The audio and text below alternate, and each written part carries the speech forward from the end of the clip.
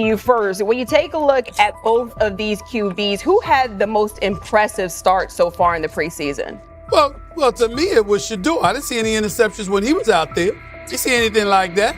I mean, don't get me wrong. I don't think Dillon Gabriel did a bad job. I was impressed with the brother, but I'm going to go with Shedeur. You know, the pressure was on him. The spotlight was on him. Stephen A. Smith didn't just call out Dillon Gabriel. He held him accountable and made him rethink his comments. The moment Dillon Gabriel spoke and went after Shedeur Sanders, it wasn't a minor slip. He crossed the line and stepped directly into Stephen A. Smith's wheelhouse. And Smith answered with a clear, direct response that left no room for misinterpretation. The comparisons were emanating from the media more so than anybody else. And that's what I think, that's exactly who I think he was directing his comments towards. Having said that, Dillon Gabriel, respectfully, it was stupid. A very dumb comment to make. First of all, let me tell you something right now. In every walk of life, far beyond the parameters of a football field. This wasn't casual sports commentary, it was a decisive critique. Dillon Gabriel's comments were taken apart by Stephen A. Smith with clear, direct points. Gabriel, a quarterback with solid stats but limited top-level achievements, chose to take a public shot at Shedeur Sanders. Shedeur, who has handled sustained media scrutiny and on-field expectations, became the target of an unnecessary criticism. Smith responded by challenging Gabriel's standing to make that claim, and by defending Sanders on the facts. The outcome was clear. Gabriel overreached, and Sanders didn't deserve the hit. Dan Orlovsky would sit up here in comparison to Shedeur Sanders, who did no such thing, and say, hey, thought he looked better. I got to give him the edge here. I thought it wasn't bad. A pick six and a fumble, and we can get over fumbles. Have you heard anybody say that? I know it's possible. Have you ever heard anybody say, we get over? Stephen A. Smith responded immediately. As soon as Dillon Gabriel made his comments about Shedeur Sanders, Smith delivered a clear, point-by-point critique that drew national attention across the NCAA media cycle. Dillon Gabriel has a reputation as a good quarterback, not a dominant one. He can post strong numbers against opponents like Tulsa, but his performance has been inconsistent when the stakes and competition rise to playoff level. Well, those who produce get treated differently than those who don't. What he said echoes the mentality of all of America practically, and most certainly the world, as we see things being globalized more and more every day. It was a stupid, idiotic, immature comment, because clearly you were feeling the heat because a lot of people was talking about how Shedeur should be QB. Dillon Gabriel is a capable quarterback, but not a standout. Even so, he chose to talk down to Shedeur Sanders, a quarterback who has navigated constant scrutiny and pressure and still represents the future of a program that was struggling before he arrived. The comparison was weak. The criticism was unnecessary. Stephen A. Smith recognized that and dismantled Gabriel's argument with a clear, direct response.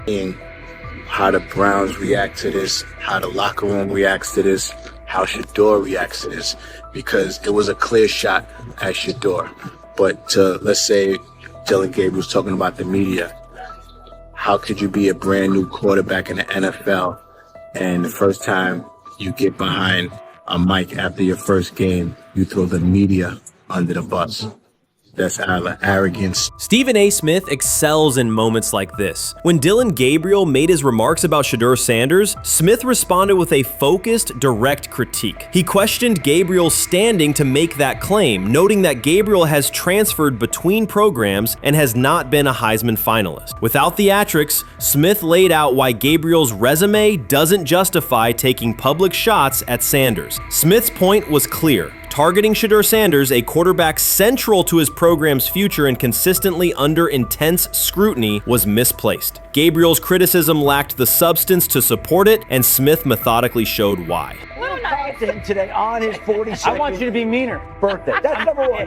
Number two, after the game, the Browns head coach Kevin Stefanski said there was a mix-up in the routes and that players were in the area that they shouldn't have been. Look at Stephen A's face. Look at Stephen A's face.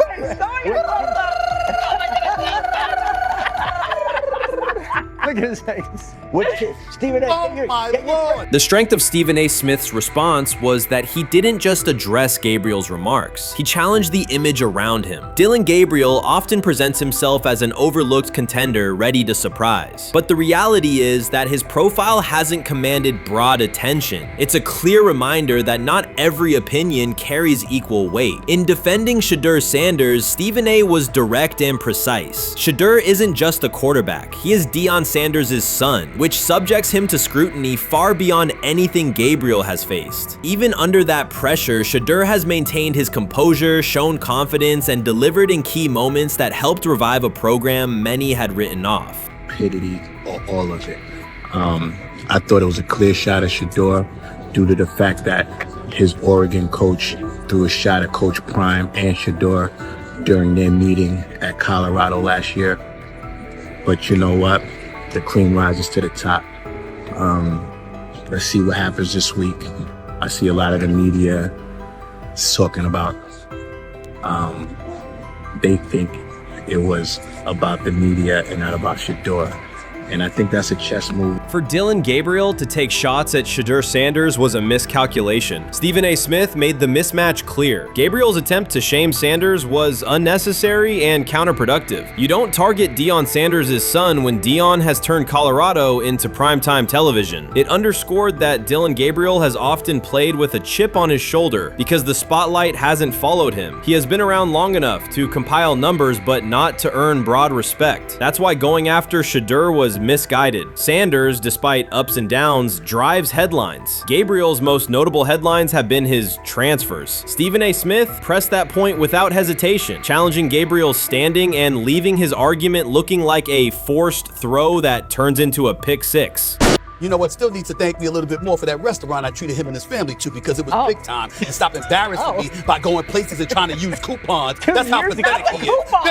The point is that a pick six and a fumble is usually considered a bad day. Stephen A. Smith didn't need to raise his voice to make the point. He presented Dillon Gabriel as a player whose talk outpaces his resume and defended Shedeur Sanders with clear comparisons. That's why he called Gabriel out so directly. The comparison wasn't just unfair, it was forced. Now look at Gabriel's record. The numbers are solid and he can win against average defenses, but the resume lacks defining markers. There's no sustained Heisman contention, no late season surge that reshaped the national picture, and no postseason moment that cements a legacy. The track record reflects steady production, not top-tier impact. That's the gap Smith underscored. Gabriel's criticism of Shedeur Sanders wasn't supported by what he has accomplished, while Sanders continues to carry a program under constant scrutiny. Let's see some of them step up and make some plays out there. Ain't no way. Gabriel Ain't no way. He's not built like that. No way.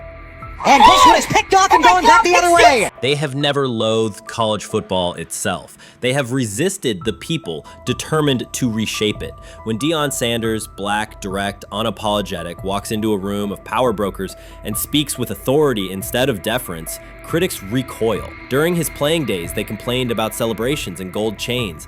Now that he is a head coach, mentor, and father, they label him something more polite, but just as dismissive, a problem. At Big 12 Media Days, Sanders addressed the accelerating chaos of the name, image, likeness market. He said college football needs a salary cap, not to hobble players, but to impose order on a system that showers unproven freshmen with seven-figure promises while the rest of a roster hunts for scraps. He called the situation unsustainable. Within hours, ESPN commentator Paul Feinbaum branded him a hypocrite, arguing that Sanders profited from NIL at Jackson State and now wants rules only because his most marketable athletes have moved on. The accusation spread quickly because it fit a comfortable storyline. Outspoken black coach gains from change, then protests when the advantage disappears. That framing ignores context. Sanders never criticized players earning money. At Jackson State, he urged corporate sponsors to partner with athletes who had been invisible to major brands for decades. What he wants now is stability, standardized guidelines, basic financial literacy, and roster balance that prevents locker rooms from fracturing over uneven payouts. When other coaches, Nick Saban, Dabo Swinney, Lane Kiffin, voiced similar concerns, they were praised for foresight. When Sanders spoke,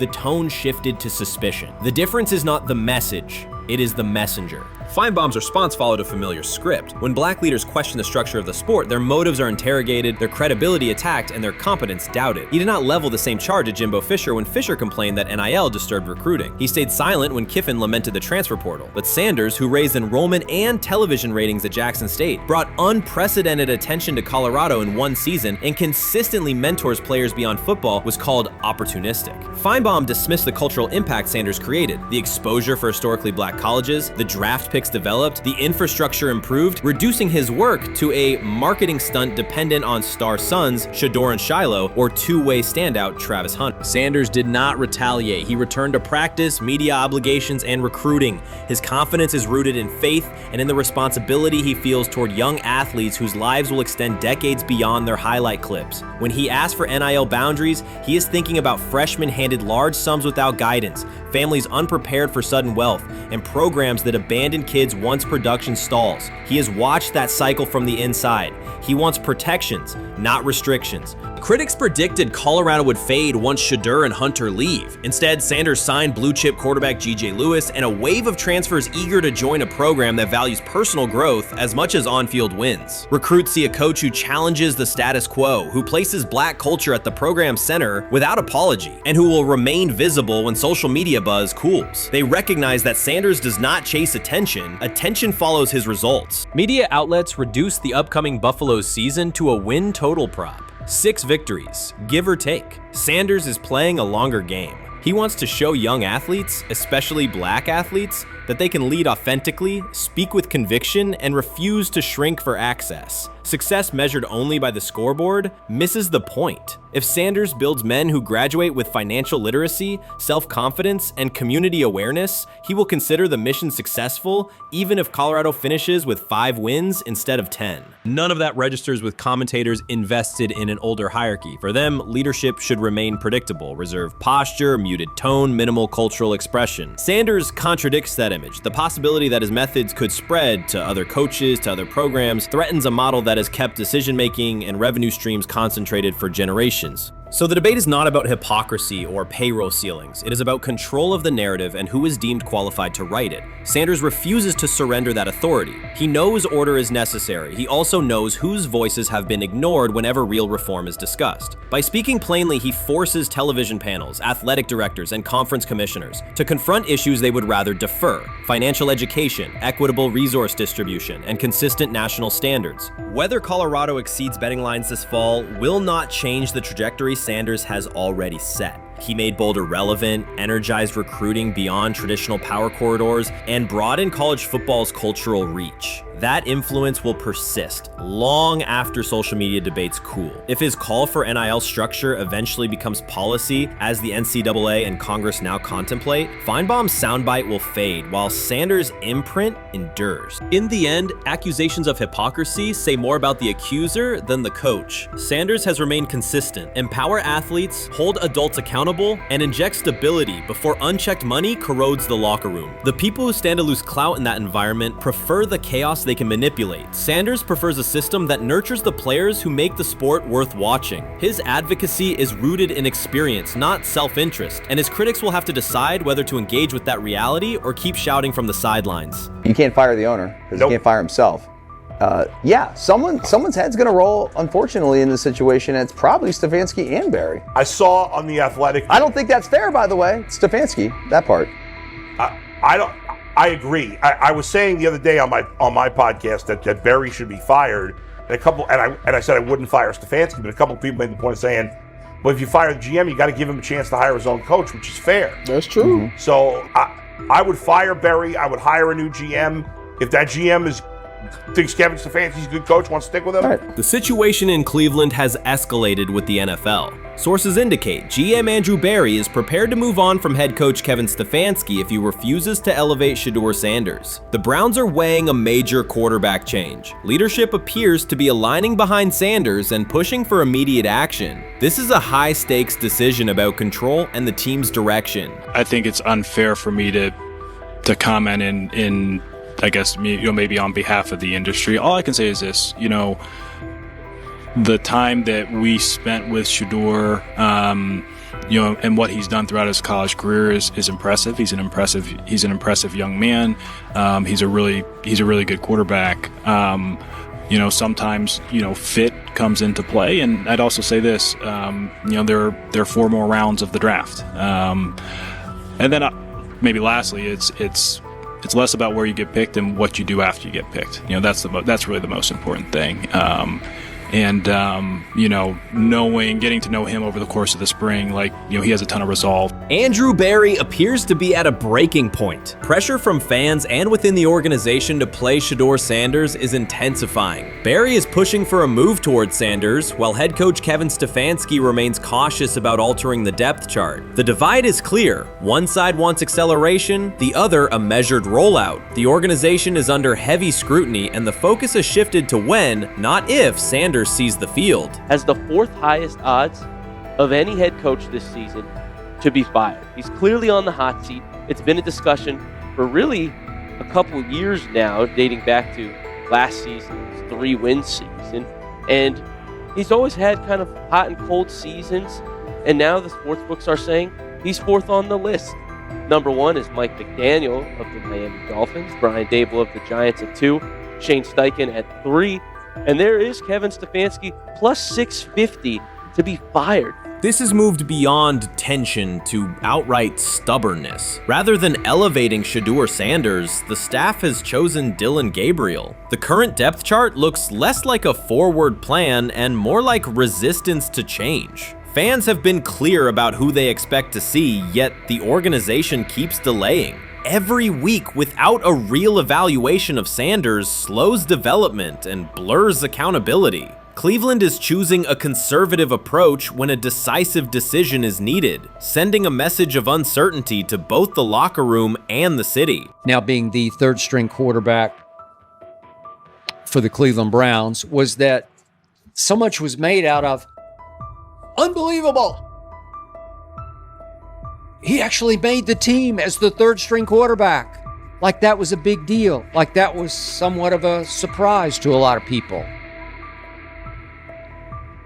He should have been the 1st pick in the draft. Kevin Stefanski appears to be doubling down to validate his approach. Despite sustained demand from Browns fans to see Shedeur Sanders reflected in chants, merchandise, and constant discussion, he continues to keep Dillon Gabriel in front on the depth chart. The decision functions as an assertion of control rather than a response to momentum. Even with clear signals from the fan base, Stefanski is staying with Gabriel and delaying a full evaluation of Sanders. It is a deliberate choice to maintain his plan and pacing, not to accelerate change. Cleveland is prioritizing continuity over recalibration, keeping any transition to Sanders on hold. But yeah, I mean, the Browns are in a tough spot. They have wasted.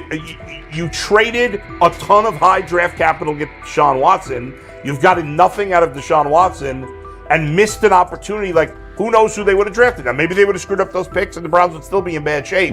Andrew Berry is likely frustrated watching Dillon Gabriel default to conservative throws while the offense stalls. From a football perspective, this appears to be the hill Kevin Stefanski is choosing to stand on. Keeping Gabriel ahead of Shedeur Sanders has limited the unit's explosiveness and prevented a full evaluation of a higher ceiling option. Drives end quickly, field position flips, and momentum is lost while Sanders remains on the sideline. Fan patience is wearing thin. Each ineffective series intensifies criticism and shifts scrutiny toward the coaching staff's criteria for the depth chart. With every additional snap for Gabriel, the decision reads less like an open competition and more like rigid adherence to a plan that isn't producing results. The optics are clear. A dynamic quarterback sits while a cautious approach keeps the offense in neutral. If this continues, accountability questions will grow inside and outside the building. What performance benchmarks keep Gabriel ahead of Sanders? When will Sanders receive first-team reps in live situations to allow a fair comparison? The front office must decide whether to preserve continuity or pivot toward a timely assessment of Sanders. The longer the current approach stays in place, the more it signals stubbornness rather than adaptation, and the more pressure mounts to realign the plan with on-field output.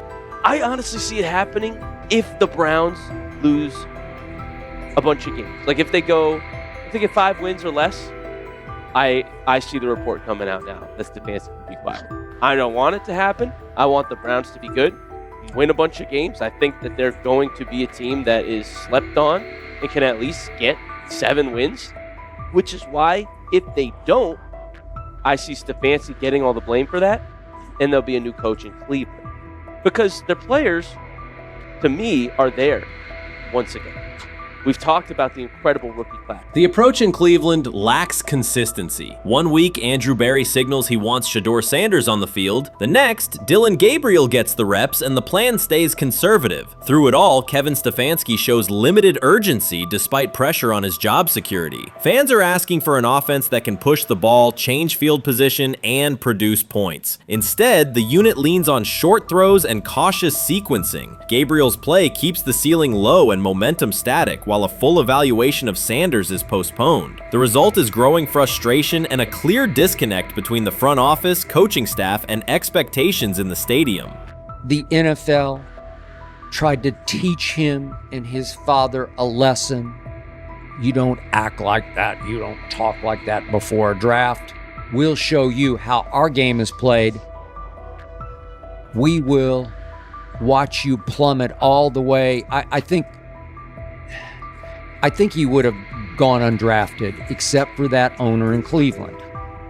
And he is the key to everything because he is something of an against the grain maverick owner. He's kind of a wannabe Jerry.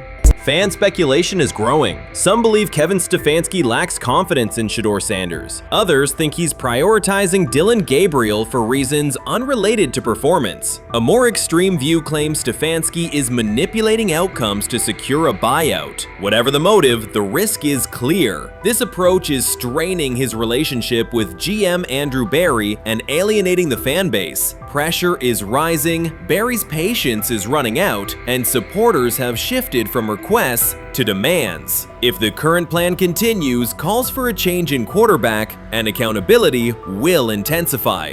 Sometime last week, and then, and I just tweeted that out again this morning, and then today, the Joe Flacco one got posted. So running through this, and then of course we'll still have Dillon will be next, and then Shedeur will come last. As training camp nears, Mary Kay Cabot is providing straightforward analysis of the Cleveland Browns quarterback competition. The starter has not been named, but she has moved away from her earlier skepticism of Shedeur Sanders and now acknowledges his talent and potential. Cabot explained that if Joe Flacco is chosen to start week 1, it will mean he is the most prepared to play immediately. This approach would also give younger quarterbacks such as Kenny Pickett time to adjust, refine their skills, and maximize their potential while Flacco handles the early workload. She added that a Flacco start would not prevent Sanders from earning the position later in the season. The depth chart remains flexible, and Sanders' continued development could put him in line for an opportunity as circumstances evolve. Cabot also noted that Pickett could win the job for week 1, but he must demonstrate he can integrate smoothly with the offense and perform reliably under pressure. The Browns want a leader who can control the huddle, execute plays efficiently, and maintain composure. Pickett's performances in upcoming practices and preseason games will be critical in determining whether he secures the starting role or Sanders ultimately takes the reins as the season progresses. Things like that. It doesn't mean that that Kenny can't swoop in there and steal that job by them, but he's really going to have to show that he has a complete mastery of this scheme and this system, and that they don't have to dial it back a lot to put him in there. So these will be some considerations, and I do think that that as the preseason goes along, it will become evident. Mary Kay Cabot recently stated that Shedeur Sanders is ready, and the Cleveland Browns are monitoring him closely. After a strong showing during organized team activities and minicamp, Sanders has made notable strides in his development. With continued progress, he is expected to return to the field prepared to contribute meaningfully. The Browns coaching staff is tracking his growth, and anticipation about his long-term role is increasing. Cabot added that if Sanders maintains this trajectory and continues to demonstrate poise within the team, he will have a legitimate chance to earn the starting quarterback job. Each practice practice reps strengthens his case, reinforcing the possibility that his development could benefit both the player and the organization. As Sanders impresses, discussion about his future in Cleveland becomes more compelling. Cabot also emphasized Sanders' advanced understanding of the offense. She noted that his football IQ appears in every drill and that he seems ready to execute the Browns system at full speed. His ability to process defenses quickly and make decisive reads distinguishes him from his peers. With the appropriate opportunity, Cabot believes Sanders could become a genuine difference maker for the Browns. One area Cabot highlighted is Sanders' command of pre-snap adjustments. His capacity to diagnose defensive fronts and communicate changes gives him an edge and reflects high football intelligence. If he translates those reads into consistent connections with his playmakers, he could elevate the Browns' offense significantly. By comparison, Cabot said quarterback Dillon Gabriel is still refining his grasp of complex terminology and play calling. While Gabriel possesses upside, Sanders' comfort with intricate concepts and his ability to manage tight pockets under pressure give him a clear advantage at this stage. Gabriel must sharpen those elements to compete at Sanders' level. Cabot previously reported that Sanders had already earned first-team practice snaps ahead of Gabriel. Her latest update confirms that Sanders is now approved as the Browns' starting quarterback, solidifying the organization's commitment to him as QB1. Expectations are high, and his response to the challenge will be closely watched throughout training camp and preseason. Cabot further noted that head coach Kevin Stefanski authorized Sanders to take expanded first-team reps beginning next month. This milestone underscores Sanders' readiness and the coaching staff's confidence in his progress. As the regular season approaches, Sanders aims to cement his status as the starter, and the competition for that position is intensified. Though Sanders leads the race, Kenny Pickett remains in contention. Cabot stressed that Pickett must prove he can integrate seamlessly with the offense and perform consistently under pressure. His performance over the next several weeks will determine whether he can challenge Sanders for the starting role. With both quarterbacks vying for the top spot, the Browns' Week 1 starter will be one of the most scrutinized decisions of the upcoming season. For now, Cabot's reporting underscores Sanders' rapid ascent, strong football intellect, and growing command of the offense, qualities that position him well to lead Cleveland's offense when the opportunity arrives. Urban Meyer's roster history underscores the absurdity. Meyer coached Aaron Hernandez, whose off-field crimes are well documented, along with other players entangled in assaults, academic misconduct, and more. Yet, Feinbaum singled out Newton, a national champion, Heisman Trophy winner, and NFL MVP, as the worst. This selective condemnation is not new. When Deion Sanders recently suggested implementing an NIL salary cap to restore competitive balance, Feinbaum dismissed the proposal and called Sanders a hypocrite rather than engage with the substance. The pattern repeats. Feinbaum routinely targets Cam Newton, Deion Sanders, Jameis Winston, Lamar Jackson, outspoken black athletes and coaches, while extending grace to figures such as Nick Saban, Kirby Smart, Dabo Swinney, or Tim Tebow under similar circumstances. Newton is no longer content to remain silent while others distort his story. In response, he laid out an accurate chronology, highlighting facts the commentary networks rarely repeat. One long-standing myth is that Newton was expelled from the University of Florida. He was not. Tim Tebow held the starting job unchallenged, and Meyer had no intention of displacing his star. Like thousands of athletes each year, Newton transferred to find a place where he could play. The move was strategic, not disciplinary. He is, with 3-2-2-5-3-17 to transfer to and more back, Meyer was. Critics habitually resurrect the 2008 laptop incident to tarnish Newton's entire career. Newton has acknowledged the mistake, but its relevance is overstated. The incident did not prompt his transfer, nor did it derail his trajectory. After leaving Florida, Newton enrolled at Blinn College, a Texas JUCO powerhouse, and led the Buccaneers to a national championship while posting dominant statistics. That performance earned him the opportunity to transfer to Auburn. At Auburn, Newton produced one of the most extraordinary single seasons in collegiate history. More than 4,000 yards of total offense, 50 combined touchdowns, an SEC title, a national championship, and the Heisman Trophy. Achievement compressed into a single year under intense scrutiny. Even that landmark season is recast by Feinbaum as a cautionary tale. He claims Newton ignored head coach Gene Chizik by diving for a goal line touchdown when told to kneel, jeopardizing the game. In reality, Newton explained that the decision was a collective adjustment made in the huddle after reading the defense. While Auburn still held timeouts, the Tigers maintained control and secured the championship. Portraying that moment as reckless serves to recast Newton's success as selfishness rather than leadership. Feinbaum's approach to Sanders reflects the same dynamic. When Sanders urged a structured NIL ceiling to protect athletes and stabilize rosters, Feinbaum immediately labeled him hypocritical. Yet when Saban or Sweeney voice identical concerns, Feinbaum frames them as thoughtful guardians of the sport. The inconsistency reveals that the determining factor is not the argument but the identity of the speaker. Unapologetic black leaders who control their narratives, challenge entrenched hierarchies, and Feinbaum's commentary often functions as a check on that influence.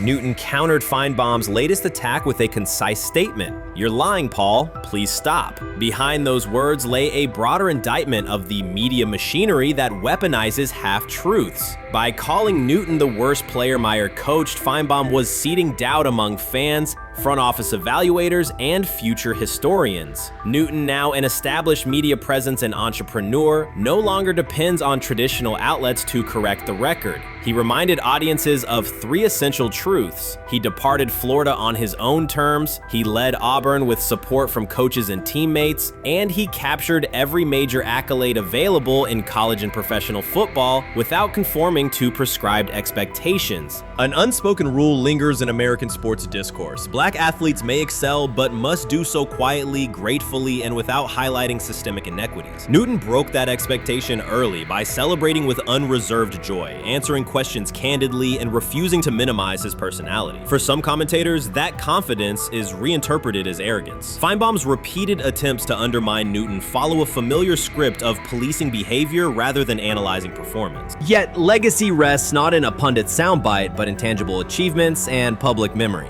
Newton's resume, Heisman winner, national champion, NFL MVP, speaks for itself. Millions of fans witnessed his impact on Saturdays and Sundays. Countless young quarterbacks saw someone who looked like them redefine the position's possibilities. The same is true for Sanders, whose player-first coaching philosophy and media savvy continue to influence college football's direction. Feinbaum's commentary cannot erase these realities. Newton, Sanders, Winston, Jackson, and others have already secured their places in football history. By publicly confronting misinformation, Newton set a precedent for athletes who now possess the platforms and technology to present their stories unfiltered. The microphone no longer belongs exclusively to legacy broadcasters. Newton holds it now, and he intends to keep it. A decisive shift that reduces the gatekeeper's influence and ensures that accomplishments are judged on merit rather than narrative manipulation. Honestly, guys notice it more when you're out winning games, right? If Cleveland starts off in a bad start, they're not doing well, and all of a sudden Shedeur or Dillon Gabriel are doing well in 7-on-7. They're throwing dimes. In practice drills, the number one defense can't stop them. People take notice of that, and the more that the players see it, they're gonna then the comments start happening over the lunch table. They start happening throughout the building, and that's when the pressure really will get severe. The Cleveland Browns were focused on resolving their quarterback situation until Jason Kelce made pointed comments that triggered a strong reaction from ownership. The response inside the organization was immediate and intense. What exactly did Kelce say that has the dog pound on edge and the front office under pressure? We've seen that miserable game by the Cleveland Browns. So they throw Joe Flacco in there, and I like Joe Flacco. He did good, but they gave him the resource of all the first-team guys.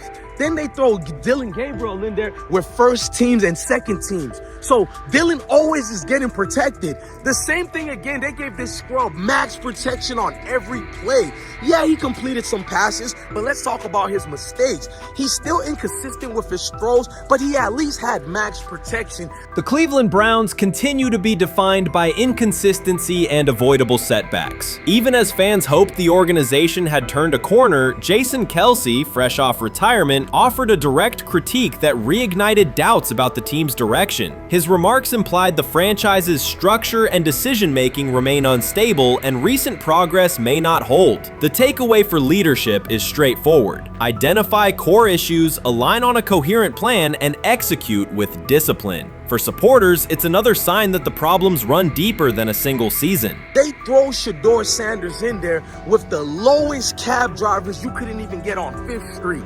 And I'm pissed off, bro, because the play calling was abysmal. Look, even if you don't like Shedeur didn't even get a chance to be trash. Even if you think Shedeur is garbage, he didn't even get a chance to be garbage. That's how awful the offensive line was. Kevin Stefanski still doesn't want to give Shedeur second strings and first strings reps. Why is that? Browns ownership's response shifted from measured to urgent. The pattern is familiar in Cleveland. The team once treated Johnny Manziel as a franchise solution, retained Hugh Jackson for a second year despite results, and invested heavily in Deshaun Watson through a costly trade and contract. These decisions reflect aggressive but poorly aligned planning. The outcome has been continued instability instead of sustained progress. That this was the guy that they wanted to start. He's seasoned, he's experienced, he still has a big-time arm, even at his age, and they open with the Cincinnati Bengals. They wanted that experienced guy. He was always going to be the guy. They were not going to start Dillon Gabriel or Shedeur Sanders in week 1. Kenny Pickett had a hamstring injury. It makes it easy to go with Joe Flacco. And the question isn't and wasn't going to be who's the starter in Cleveland. The question is, who's going to be the backup in Cleveland? Who's going to be the number 2 quarterback when they open the season against these Bengals? Fans still show up season after season, expecting improvement and bracing for setbacks. The usual pattern has been early optimism followed by a gradual collapse. But last season was different. For a sustained stretch, the Browns looked organized and competitive, resembling a functioning team. Couple days, 3 days until roster cutdowns. How do you feel about that? Do you feel like you belong here on this team?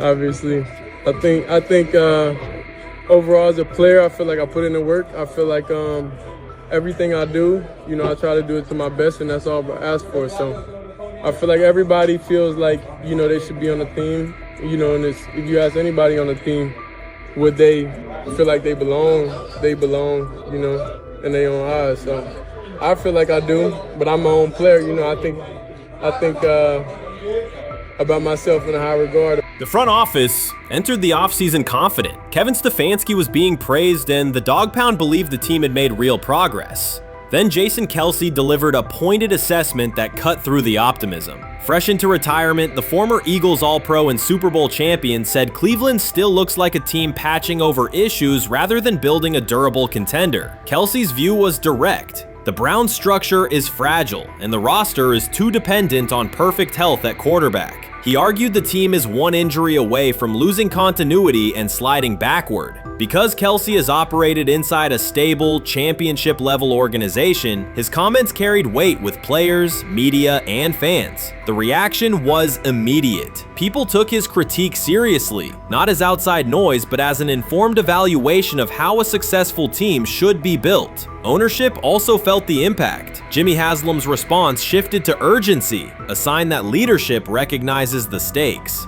The criticism arrives in the context of prior high-risk decisions, especially the fully guaranteed $230 million commitment tied to Deshaun Watson. Watson has missed time and shown inconsistency when available, and the contract has constrained flexibility. Kelce's remarks highlight why depth, alignment between the front office and coaching staff, and a clear contingency plan at quarterback are non-negotiable. The takeaway is straightforward. Cleveland must convert last season's progress into a stable framework, protect the quarterback, deepen critical positions, and establish a plan that survives injuries and short-term setbacks. Without that, the games that fueled optimism will remain temporary.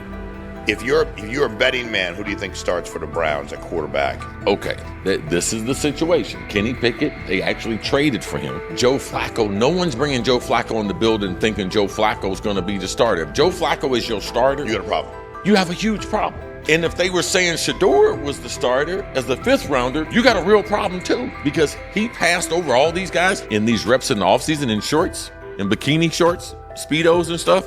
Like, no. That kind of stuff. So I'm not that surprised. When you put down a 3rd round pick on a quarterback, you do believe he has a certain skill set. Jason Kelce stated the obvious. Cleveland committed to a quarterback who hasn't played at an elite level in years, and Joe Flacco's playoff run didn't change the long-term outlook. Ownership appeared more upset that the criticism was public than by the substance of the critique. Many fans agreed. They've seen this pattern before. Rosters age, injuries are inevitable, and when a single contract dominates the cap, one setback at quarterback can undermine the entire season. Kelsey's broader point was about structure. The Browns prioritized the high-cost, uncertain starter over depth and contingency. The late-season surge masked issues that remain: limited cap flexibility, thin depth at key positions, and an offense that lacks a credible Plan B.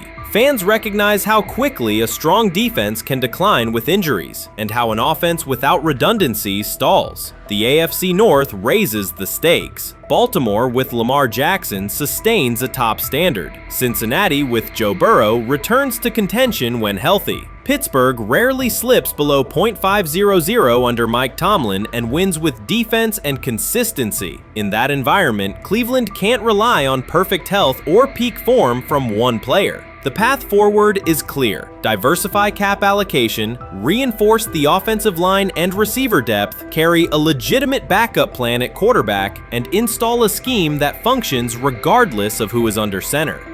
Given what we saw yesterday with Shedeur Sanders, somebody on the Cleveland Browns is 100% getting fired, probably by the end of this year. The person who's probably going to end up getting fired is Kevin Stefanski, because I know that he didn't want Shedeur Sanders on the team. It was Andrew Berry who made that pick. You can't really go against your GM. Bad things happen in this situation. But Shedeur Sanders is not without fault for what we saw yesterday. This is the play that we saw yesterday that has the internet just exploding, where Shedeur Sanders took like a 24-yard sack. Half of the internet is saying that this is all Kevin Stefanski's fault. Cleveland showed progress last season, but the underlying concerns remain. Jason Kelce highlighted them directly. The Browns' long-term plan is fragile, cap-constrained, and overly dependent on perfect health at quarterback. His comments focused attention on structural issues, roster depth, continuity in coaching, and a sustainable offensive approach, rather than a single hot streak. That criticism resonated because it reflected what many around the league already see. Ownership's reaction underscored the sensitivity. Jimmy Haslam has presided over frequent coaching and quarterback changes, and external scrutiny carries weight when it comes from a respected veteran with championship experience. Kelce's remarks reinforce that last year's Joe Flacco stretch was a short-term solution, not a foundation. The team still needs a durable plan that can withstand injuries and inconsistency. The practical takeaway is clear: stabilize the system, diversify cap usage, and build depth at key positions so the offense functions regardless of who is under center. That includes a coherent development pathway for younger talent such as Shedeur Sanders, with defined practice reps, protection, and scheme alignment. Kelce didn't say anything outrageous. He articulated the gap between a brief surge and a credible long-term contender. I have the faith of a mustard seed.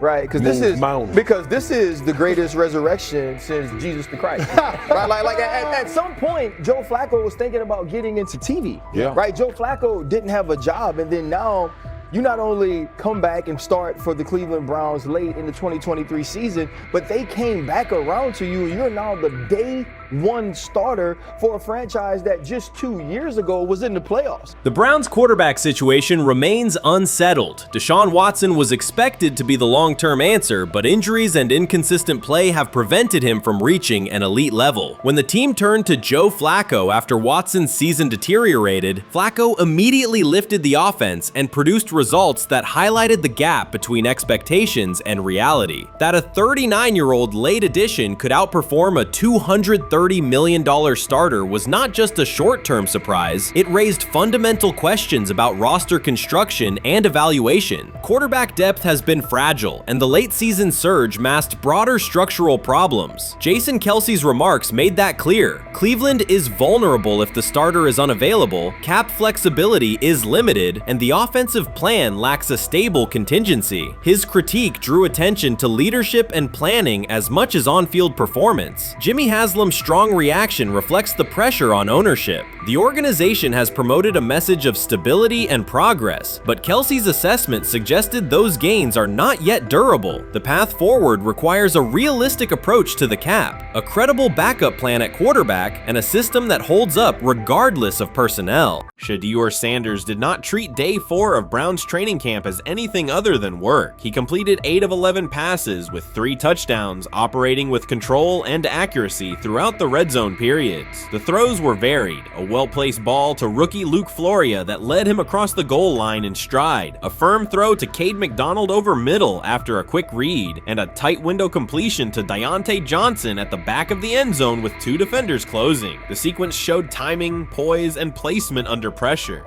While national attention centered on Joe Flacco's underneath completions and Kenny Pickett's option and rollout periods, Sanders produced scoring plays on schedule. The performance was not the product of broken coverages or end-of-period reps. It came within structured work with defenders in position and the offense executing standard progressions. The accuracy rate, 8 completions on 11 attempts, reflected consistent mechanics and decisions. The operation was steady from huddle to snap to finish. Despite that session, the distribution of first-team snaps did not change. Camp logs indicated that Pickett and Dillon Gabriel continued rotating with the starters, while Sanders remained primarily with the second unit. With the first preseason game approaching, that choice drew more attention from observers who expected productive days to be followed by expanded opportunities. The question surfaced again: what additional evidence is required to evaluate Sanders with the top group? The 3 touchdowns illustrated different aspects of his profile. On the throw to Floria, Sanders used a measured trajectory to lead the receiver away from contact and into the end zone. On the ball to Johnson, he identified leverage, held the safety with his shoulders, and delivered to a precise spot at the back line. On the throw to McDonald, he eliminated the first read, reset, and drove the ball into the window before the hook defender could squeeze it. Each score reflected a particular tool: anticipation, manipulation, and velocity within standard timing.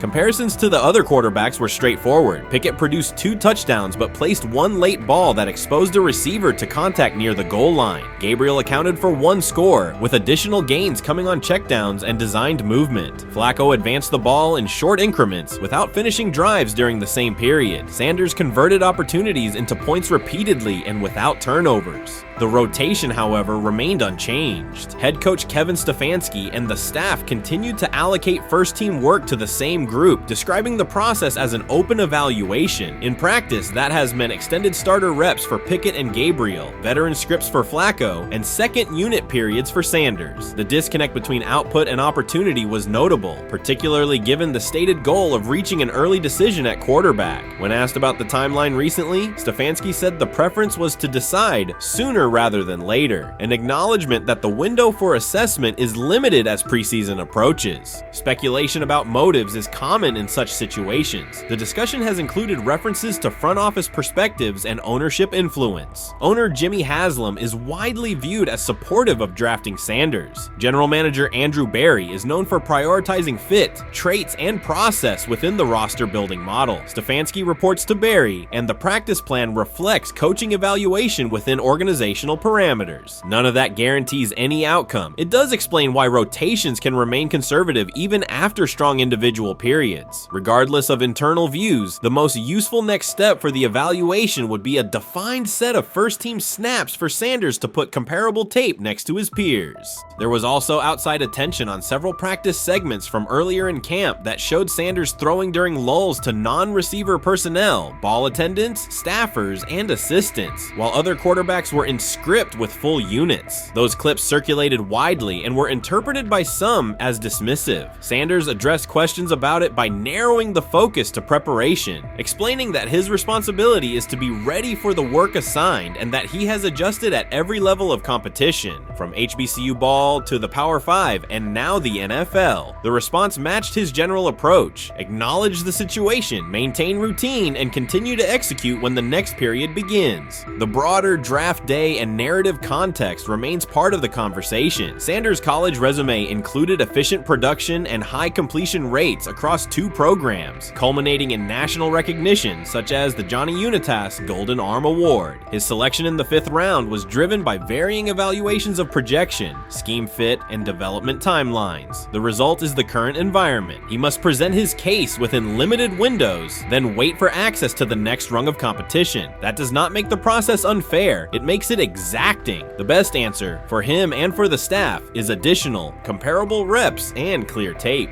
Fan reaction after day 4 was direct. Social accounts and comment threads filled with assessments that centered on performance rather than reputation. Sanders produced 3 touchdowns, avoided negative plays, and showed command in the red zone. Supporters pointed to that tape and asked for opportunities with the starters to verify whether the same rhythm carries over with the top receivers and linemen. The message was not about headlines. It was about the logic of evaluation in a compressed calendar. From an operational standpoint, Sanders' day reflected consistent fundamentals. His base was disciplined, his eyes matched his feet, and his timing aligned with route depths. On the Johnson score, he used a subtle shoulder turn to hold the safety before resetting and throwing to the back line. On the McDonald throw, the ball was out on the second hitch, arriving before the defenders could converge. On the Floria play, the arc and placement minimized the hit risk and maximized the run-through. Those are portable traits. They translate across units if the timing with receivers is established through reps. The staff's balancing act is real. They must prepare the presumed week 1 starter with sufficient continuity while also giving developmental players enough exposure to judge ceiling and floor. That tension is present in every camp. The cleanest path through it is to carve out defined first-team sequences for each competitor and evaluate the tape against comparable defenses and situations. High red zone, low red zone, third and medium, and 2-minute. Sanders' performance on day 4 strengthened the case for such an allocation. Context matters off the field as well. Earlier in the offseason, 2 speeding citations, 91 miles per hour in Brunswick and 101 miles per hour in Strongsville, prompted public comment from Barry, who emphasized standards and safety. Sanders accepted responsibility, stated that he learned from the incidents and moved on. In camp, he has kept the focus on football tasks, install retention, cadence management, protection IDs, and post-practice review. He has also continued to build rapport across position groups, including veteran receivers and defensive backs, so that timing and expectations are clear when reps arrive.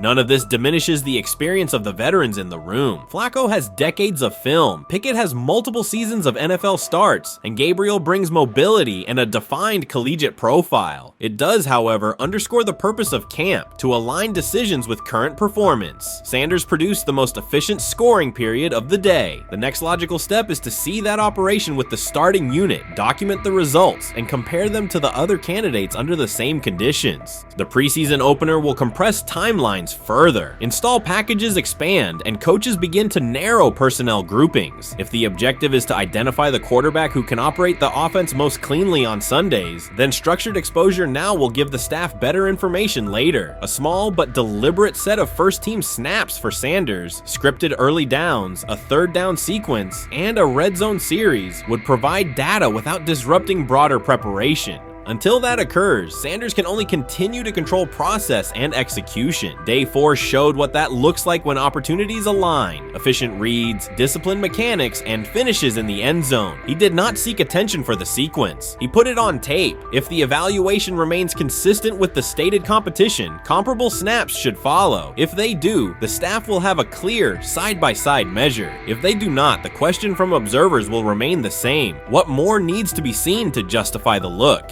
For now, the record from day 4 is clear. 8 completions on 11 attempts, 3 touchdowns, no turnovers, red zone precision, consistent control at the line and in the pocket. Those are tangible outputs. They merit a defined opportunity with the starters as the team moves toward preseason and the decision that follows. Whether or not that opportunity arrives immediately, Sanders has shown the preparation and execution necessary to be evaluated on equal footing. The next step is a matter of allocation, not speculation.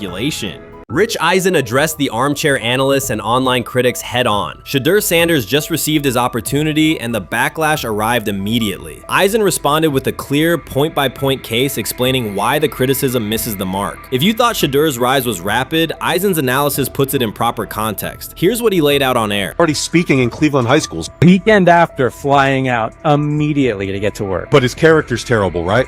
You know, and listen, oh, he interviewed bad, you know. According to who? The New York Giants? No offense, Bert. The same New York Giants that gave Daniel Jones a huge contract and let Saquon Barkley out the door. That's the intel we're trusting here? That was for him to celebrate. He just made, I mean, look, he put in work in college.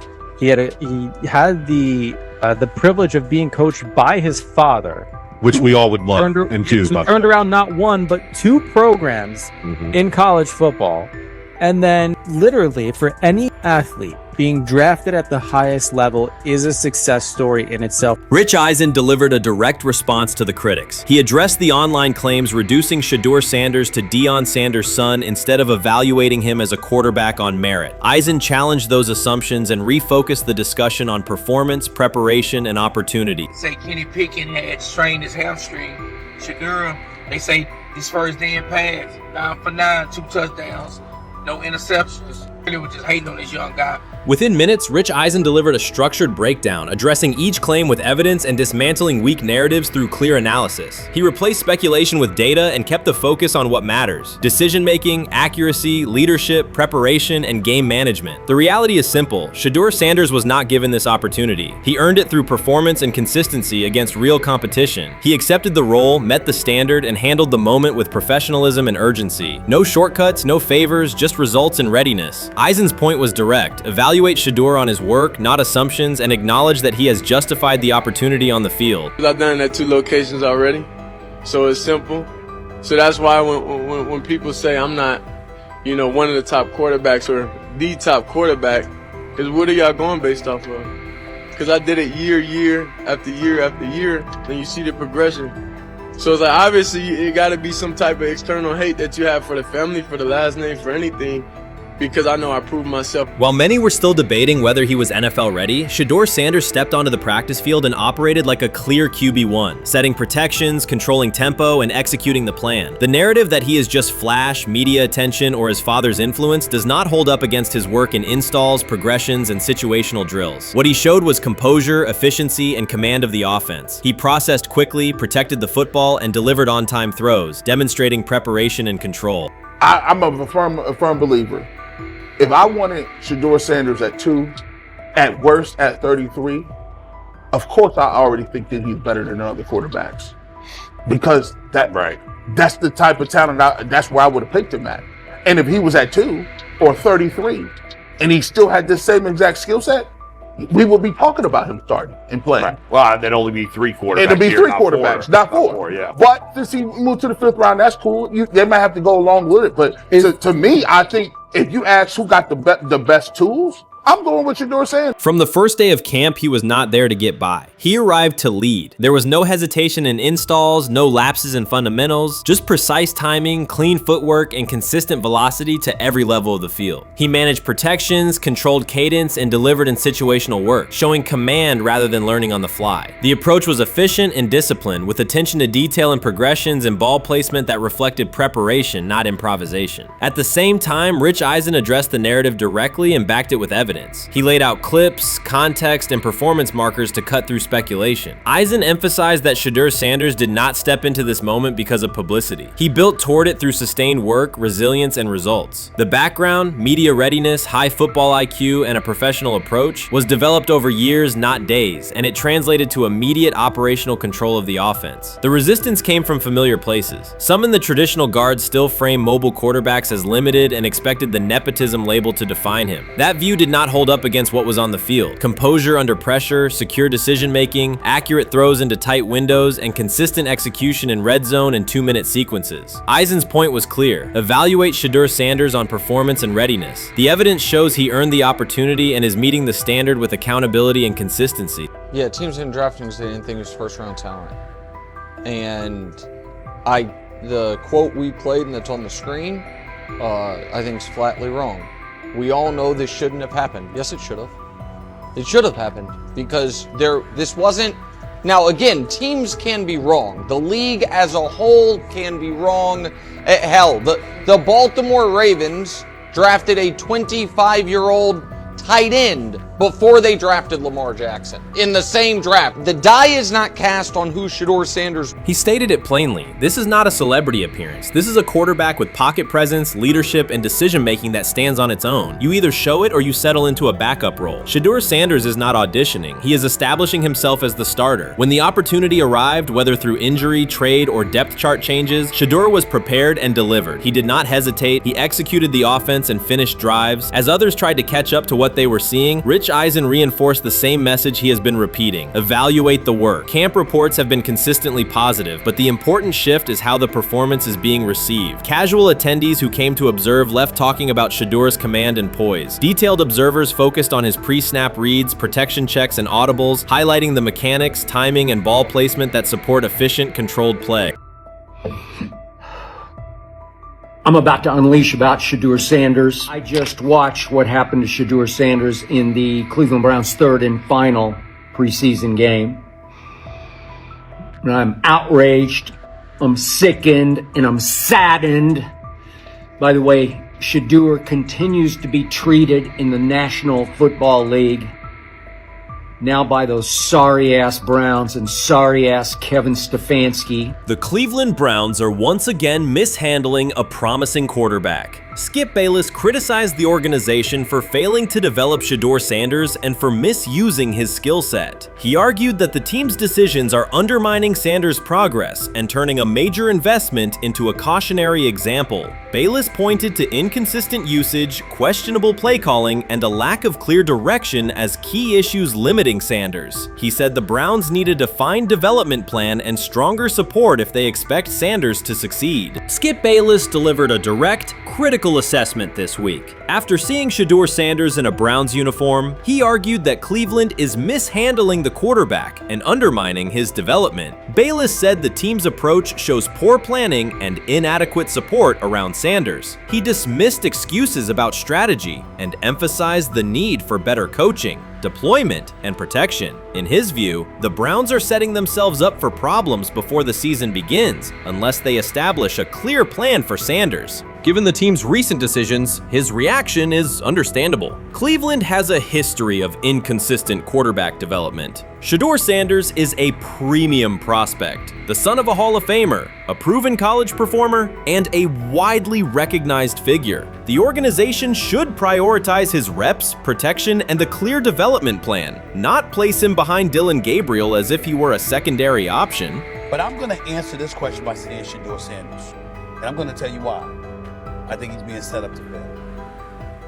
That's right, I'm going to say it. Okay. Here we are on national television, right? There's been 11 practices, if I remember correctly. He's been starting against, he's been playing against the third unit. He's fourth on the depth chart. And then suddenly you throw him into the start line, and he hasn't had any reps for the first team at all. Think about that. So you're just going to throw him to the wolves like that, huh? I mean, you know, if he had first team snaps in practice. Yet here we are. Cleveland has one of the most publicized prospects and is handling him like a depth piece. The broader issue is the franchise's long record of quarterback instability and inconsistent development. That history colors every move they make. When the Browns draft a quarterback, fans don't anticipate a long-term answer. They brace for another reset. Shedeur Sanders should be treated as a priority, not as an afterthought behind Dillon Gabriel. Let's give him a chance. Let's give him a chance with the play calling. You know you have an offensive line that isn't playing that well. So what do? Why not just play the short game so he can get the ball out of his hands very fast to run a competent goddamn offense? Outside of that, Shedeur has to be better in understanding that the offensive line that you're working with right now is not adequate. Why not allow the players that are competing for a job, in this instance, Shedeur Sanders, to finish off the 2-minute drill? When Browns fans see another quarterback selected, they brace for another setback. The franchise's recent history, from Johnny Manziel's failed stint to the rocky handling of Baker Mayfield, reflects inconsistent development and short-term decision-making. Against that backdrop, Skip Bayless's reaction to Shedeur Sanders on Cleveland's roster was blunt. He argued the team is already mishandling a premium prospect by treating him as a secondary option instead of a centerpiece for the future. Bayless's position is straightforward. Sanders is not just a name, he brings proven college production, leadership traits, and significant visibility that can strengthen both the offense and the organization's broader profile. Burying him on the depth chart behind Dillon Gabriel signals a lack of a clear development plan and wastes early momentum. Instead, Bayless contends, Cleveland should establish a defined pathway, first-team practice reps, protection and personnel tailored to his strengths, deliberate play calling that accelerates processing, and measured in-game opportunities that build confidence and execution. In his view, the Browns need alignment from the front office to the coaching staff to prioritize Sanders' growth. Continuing to treat him like a depth piece risks repeating the same cycle that has undermined previous quarterbacks. Committing to a coherent plan gives Sanders and the franchise a realistic chance to convert potential into sustained performance.